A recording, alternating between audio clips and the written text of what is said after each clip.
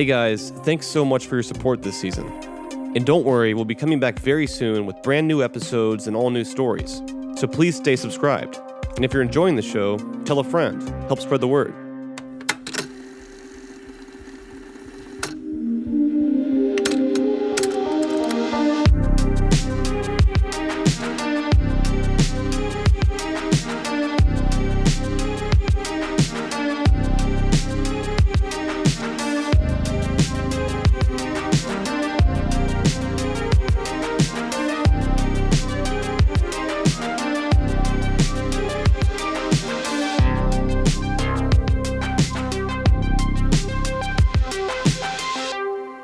Stay tuned to the end of this episode where we announce the winners of the radio rental VHS tapes. But for now, let's check in with Terry. Greetings, fans and friends. You've reached the voicemail box of award-winning radio personality Terry Carnation. Terry is currently either indisposed or besieged by a mob of his most loving devotees. Either way, he is too busy to pick up the phone. Leave a message with your request. Perhaps you would like to purchase a signed napkin or an actual lock of Mr. Carnation's hair. If so, please go to terrycarnation.com. If this is the IRS, Mr. Carnation would like to refer you to Section 2202 of the CARES Act, which gives him an extended grace period until December 30th. Thank you. Leave your message at the tone. Hi, Terry. I just want to know if and when aliens land on our planet, should we welcome them or fight them to the death? Thank you. Goodbye. Thank you for your call. This is Terry Carnation, of course. Excellent question. We know, of course, that aliens have been here for hundreds of thousands of years, if not longer. They mated with Homo habilis, thereby creating Homo erectus, or humans of humanity. So we are part alien. When they return, they are probably already among us, but when they return in force, they will want their planet back. It's really that simple. So I would be ready. I would be prepared. That's all I have to say.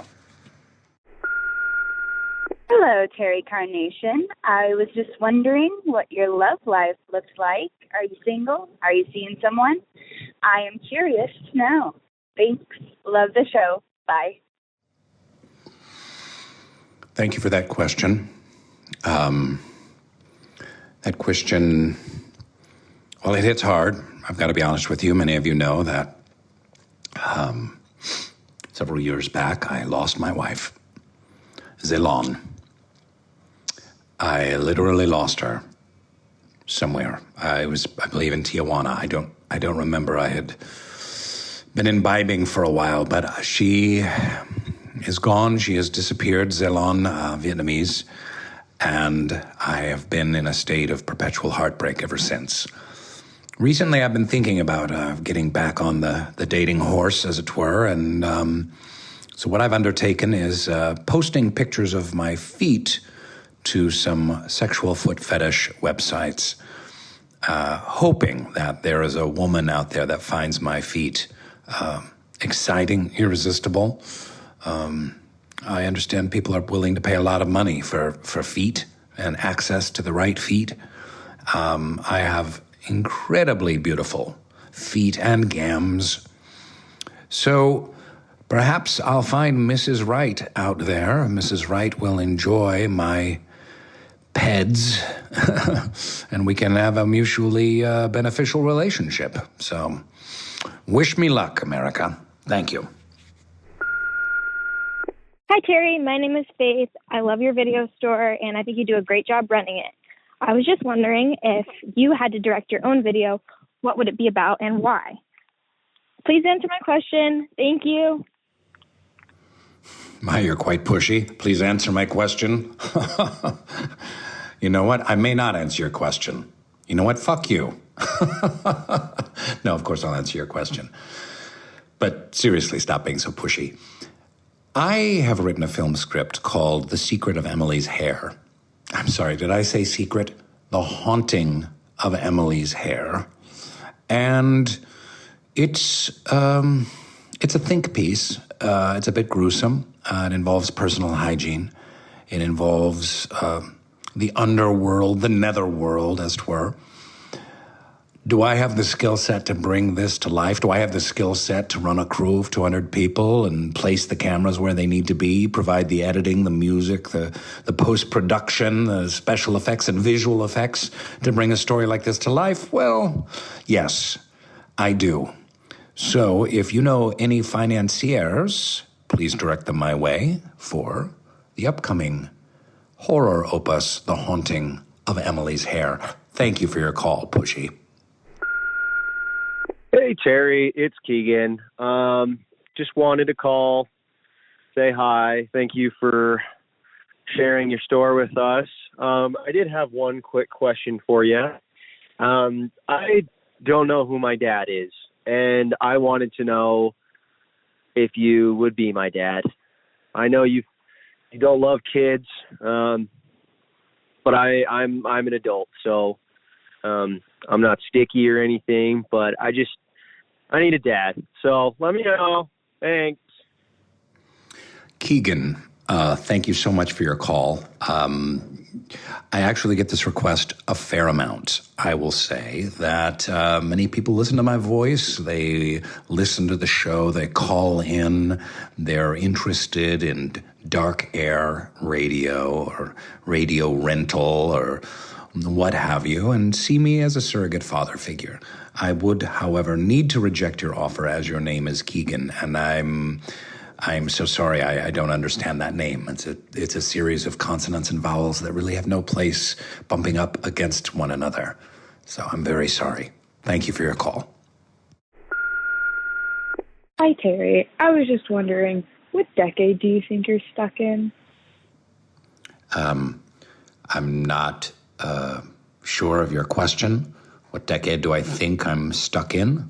I don't know what decade I think I'm stuck in. I can tell you what my favorite decade is, the 90s.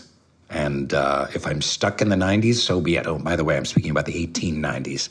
The gay 90s, an incredible decade in perhaps the greatest century in human history. Thanks for your call.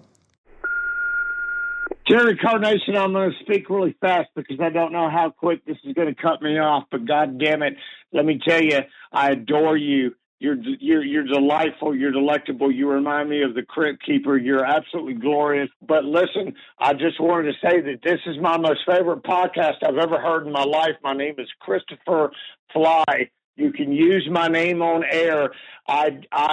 Bizarre. My question is for you. The best I come up with was, how did you obtain your bizarre and glorious VHS rental store? And that's the question I'm asking, because I'm sure that Terry Carnation has a good story behind that one. I'm Christopher Paul Fly, LLCB. That is all. Bye-bye.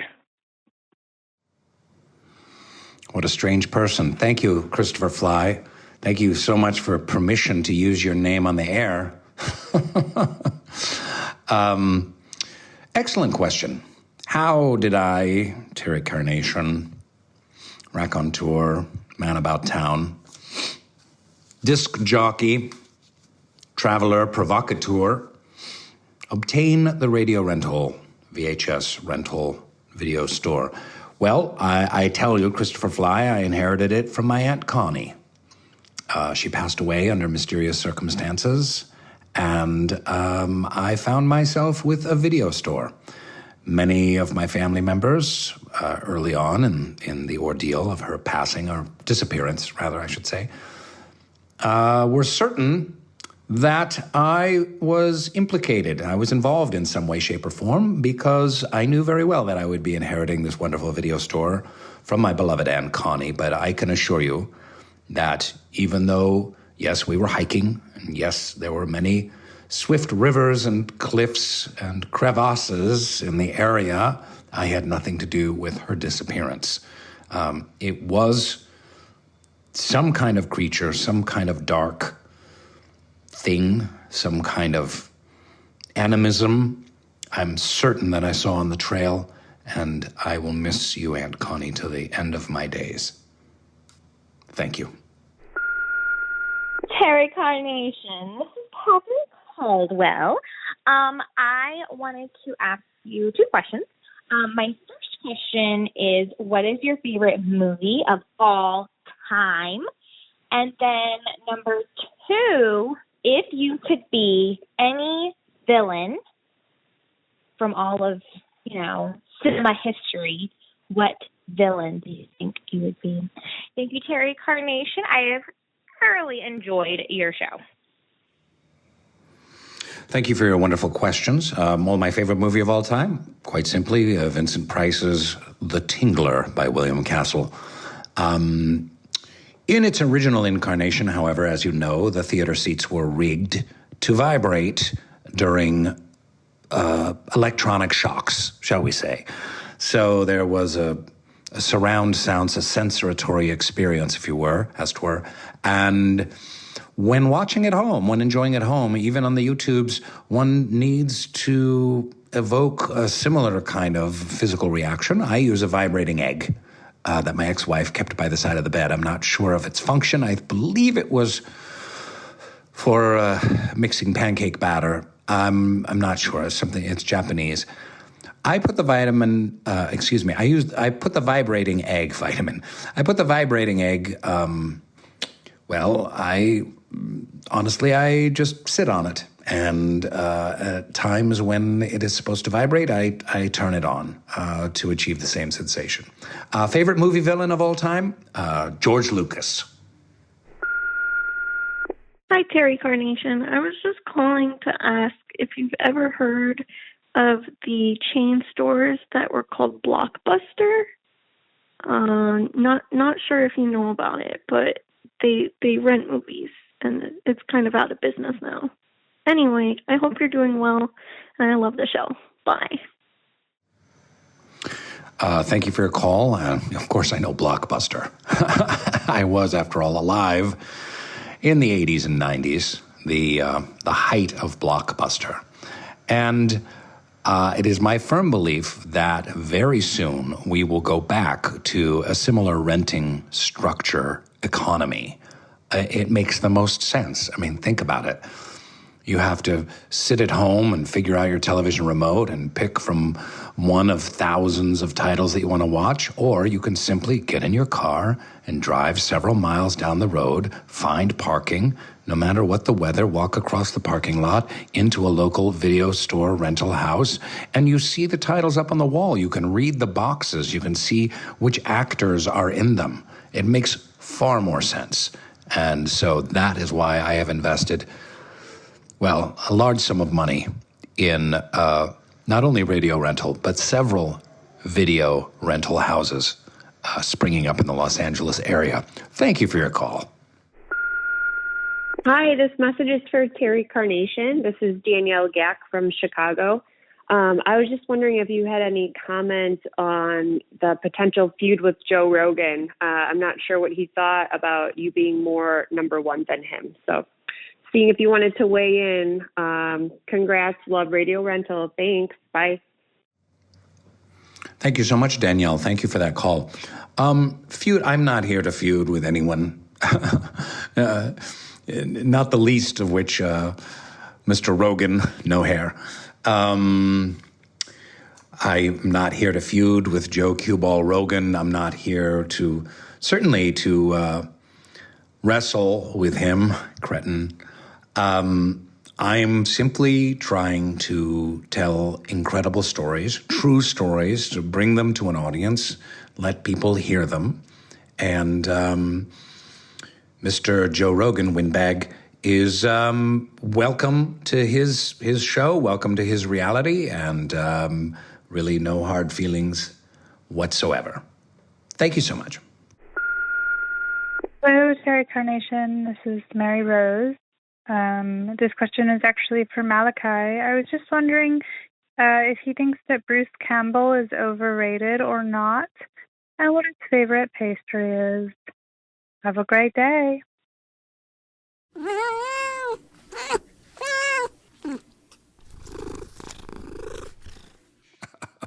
I know. Well, I think that wraps it up for me today. Until next time. I think for me this season, one of the stories that left me with the most questions was Dogman, or probably better known as Puppy People. I'm sure you remember, but I'll refresh your memory. My aunt and my uncle, they had a phone booth. It was all wood framed and glass and bifold doors with a bench in it. There was no phone in it. There was just an empty box where the phone would have been. But when you closed it, the light and the fan came on, and it reminds me of something like at the back of a saloon or something like that. When I was a little kid, like probably no more than 5 or 6, I used to play in it all the time. I always wanted to go in there when we'd go to my aunt's house. My mom and my aunt are really close, and so we were there quite a bit. So I didn't have much to do. It was just me. And so I would just play in the phone booth. My mom called me back and she goes, I remember. She used to go in there, and when you would come out, you would say that you went to visit the puppy people. My blood ran cold. I felt chills. So what's up with these dog people? And what about that phone booth? So I called him to follow up on this and get some more details. Hello, this is David. Hey man, it's Payne. Hey, how are you? I'm good. How about yourself? Not bad. Well, yeah, I wanted to just kind of follow up with you and just sort of pick your brain for a second about the phone booth. Could you tell me what you found out about it? On my way back from meeting with you guys the first time, I called my aunt and I just said, hey, tell me a little bit about this phone booth. And my uncle had gotten it, I'm assuming like an auction or something from the city of Chicago. She said Rock Island, but I looked it up and it's a train station in Chicago, and there was a bank of old phone booths in there. She said that he got it, and supposedly it can be able to be seen in the Alfred Hitchcock movie North by Northwest. Several parts of it, I guess, take place in train stations and phone booths and stuff like that. So it's something I wanted to look into a little bit. But she knew immediately what I was referring to. She didn't know the other parts of the story because I never really told her that, but she remembered immediately what I said when I came out of it. Oh yeah, you used to go in there and say that you'd visit the puppy people. She said they used to call it Puppy Dog Land. I don't know if that's something that I said or if it's something that they just came up with because of what I said about the puppy people. But that was it. She said that it was just something they'd always had. Surely there has to be, something, otherworldly or supernatural about it. I saw some of the people on the post on Twitter after you posted the picture, and I kind of liked a few of the comments, and some people were like kind of reaching out to me and saying, I've got so many questions. One user said that it possibly a doorway to another dimension or something like that. And I was like, I guess I'd never thought of really that before. I don't ever have a clear memory of what happened when I was inside. I don't remember if I thought I was going somewhere or if I was just, I have absolutely no memory of what happened while I was inside the phone booth. I mean, even though I was just a little older than a toddler, I do remember playing in the phone booth. But once I was inside, it's almost as like there's just a void in my memory. Maybe it was kind of a doorway to another place, and in order to protect themselves or to remain anonymous or secretive, maybe that's something that they did, was just remove that part of my memory, so I didn't immediately come out and say, hey, I went to this weird place. Even though I did sort of say something along those lines, but no details. I didn't have any specifics or, and of course it's easy to just blow off a little kid and be like, oh, that, vivid imagination. Have you talked to your husband at all about your experiences since we met? Yeah, I mean, I kind of went over everything that we talked about and all that kind of stuff. I mean, he didn't have much more to add to it, but he said it had no problem letting people know that I'm not just saying this because you're my husband, but I actually saw what we saw, and I don't know what it was, but I know what we saw together. I've never really thought about it in this much detail before. Usually just telling it around a campfire after a couple of drinks, that kind of thing. But now I've had to take a deeper look at it. I would like to do more research. I would like to see if there's any more details on sale of these phone booths. I just need to figure out where to start. Recording the podcast was definitely a bright spot in this whole pandemic thing. It kind of gets boring not having much to do, only going to the office once in a while. We're actually going camping this weekend with some family and a couple of friends. And so I didn't really tell a lot of people what happened. I'm just going to play the podcast for them. One more story that really piqued my interest this season was While You Were Sleeping. The one where she thought her house was haunted, but it turns out there was a man, an actual person, living in her attic. My dad said, well, we've been having really weird things happen within the house. We've had stuff happening, things seem to be progressing, and we don't understand. A few days went by, and they called back. He was super apologetic and said, I am sorry. I have a brother-in-law that actually went to prison over an incident that happened in the house. We were under the assumption he was still in prison, but they let him out and nobody told us, and nobody knows where he's at. The things you're talking about could be him. If you want us to change the locks, we will do that and we'll pay for it. They came and they changed the locks, and it was almost instant that things stopped. No more food was missing, no more money was missing. Things just stopped.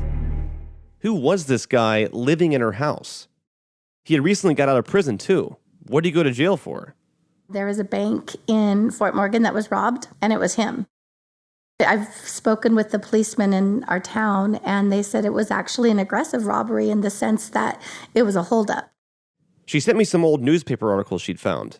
And as it turns out, this man was out on parole in connection with some theft and robbery conviction when he shot his brother-in-law with a shotgun. It didn't kill him, but he was badly wounded. He then fled the scene and was on the run for a few days.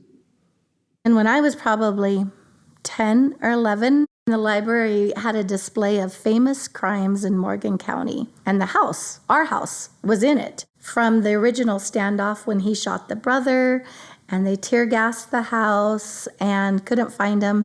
A few days later, the police got a tip that he was hiding in some person's house. Mind you, this was before he was hiding in this lady's house. This guy just liked hiding in houses. So it was at that point I went home and I said to my mom, our house is at the library for famous crimes that happened.